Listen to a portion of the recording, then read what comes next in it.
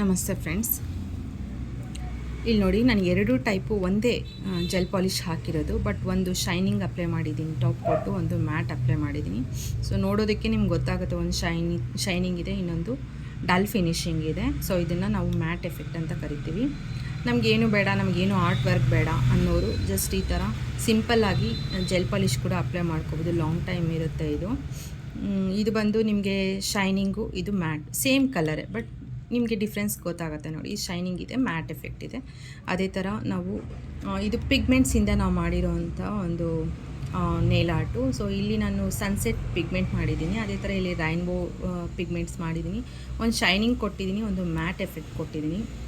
ಅದೇ ಥರ ಇದು ಡ್ರೈ ಗ್ಲಿಟರ್ಸಿಂದ ಮಾಡಿರೋವಂಥದ್ದು, ಡ್ರೈ ಗ್ಲಿಟರ್ ನೇಲ್ ಆರ್ಟು. ಇದು liquid glitter nail art, platinum nail art. ನಾವು ಡಿಸೈನ್ಸ್ ನಾವು ಏನು ಬೇಕಂದ್ರೂ ಕ್ರಿಯೇಟ್ ಮಾಡ್ಬೋದು. ಡಿಫ್ರೆನ್ಸ್ ನಿಮಗೆ ಗೊತ್ತಾಗುತ್ತೆ, ತುಂಬ ಡಿಫ್ರೆನ್ಸ್ ಡಿಸೈನ್ಸ್ನ ನಾವು ಯಾವ ಡಿಸೈನ್ ಬೇಕಂದ್ರೂ ನಾವು ಕ್ರಿಯೇಟ್ ಮಾಡ್ಕೋಬೋದು. ಬಟ್ ಆದರೆ method of doing the art work is same. Okay, ಇದು ಲಿಕ್ವಿಡ್ ಗ್ಲಿಟರ್ ನೇಲ್ ಆರ್ಟು. ಇದು ಅಗೇನ್ ರೇಡಿಯಮ್ ಗ್ಲಿಟರ್ಸ್. ಇದು ಫುಲ್ ಕಂಪ್ಲೀಟಾಗಿ ಕವರ್ ಆಗಿದೆ ನೇಲ್ ಆರ್ಟ್ಗೆ. ಆಗಲೇ ನಾನು ತೋರಿಸಿದ್ದು ಜಸ್ಟ್ ಆರ್ಟ್ ವರ್ಕ್ ಅದ್ರ ಮೇಲೆ ಕ್ರಿಯೇಟ್ ಮಾಡಿದ್ವಿ. ಅದೇ ಥರ ಇದು ಬಂದು crack nail art, brown colour crack nail art.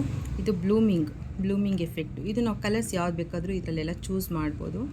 ಅದೇ ಥರ ಇದು different types of 9D cat eye, ಇವೆಲ್ಲ ಕ್ಯಾಟ್ ಐ.